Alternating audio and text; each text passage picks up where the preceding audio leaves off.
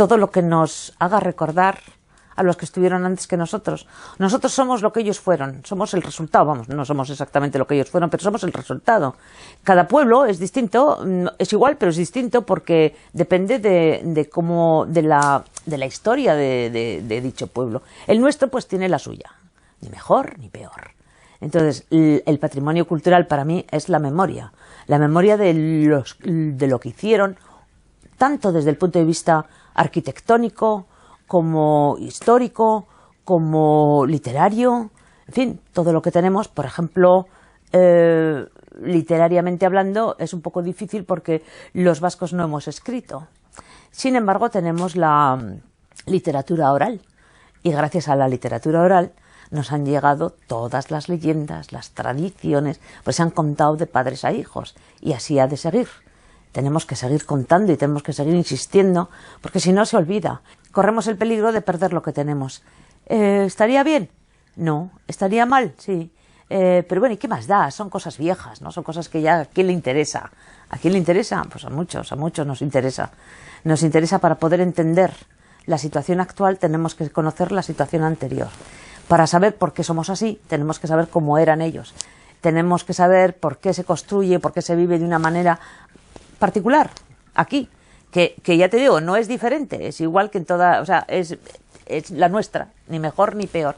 Pero pues no comemos lo mismo que comen en Grecia, por ejemplo, ¿no? Ni somos de carácter parecido pues a, yo qué sé, pues a los ecuatorianos, pues es que somos diferentes. Pero no por nada, sino porque han sido generaciones y generaciones y generaciones viviendo de una manera particular y algo nos ha llegado, ¿no? No se trata de convencerles, ¿no? Se trata de enseñárselo de manera atractiva. Yo creo que hay que aprovechar toda esa tecnología moderna que ahora está en nuestras manos y que tanto gusta a los jóvenes para trabajar sobre el tema, ¿no? Para contarles la historia de otra manera, para contarles... Por ejemplo, a ver, es que hay que ir a ejemplos concretos. Si tú enseñas una casa, un castillo, una casa-torre, y dices, mira, la casa-torre de tal sitio, bueno, y no dices más. Bueno, pues la casa-torre, ¿y qué? Pero si esa casa-torre ha tenido historia, y ha tenido gente que ha vivido dentro, y les cuentas las batallas que hubo, o los desamores, o en fin, lo que les pasó a la gente que vivían en esa torre, pues bueno, a lo mejor les puede interesar más, ¿no? Que simplemente decir, esto es así. No se trata, la historia no es solamente cifras, números, o sea, años y nombres, es mucho más. Es mucho más.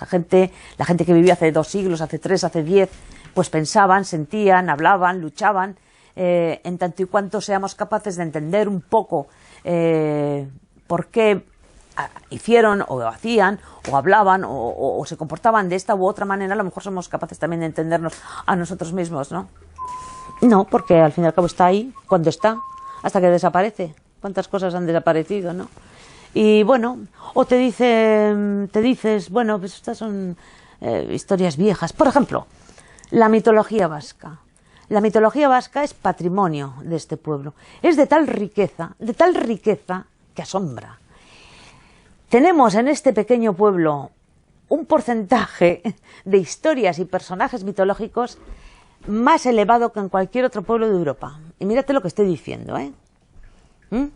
Por el tamaño del territorio, la cantidad de personajes que tenemos, tanto gigantes como dragones, como brujas, como lamias, como enanos, como animales fantásticos de fuego, de aire, de agua, todo eso es una preciosidad, es una joya. Y sin embargo nos emociona y nos encanta ver una peli de, pues yo qué sé, de estos, de orcos y trolls. Pues aquí también tenemos orcos y trolls, ¿a que no lo sabías? Pues que sepas que sí.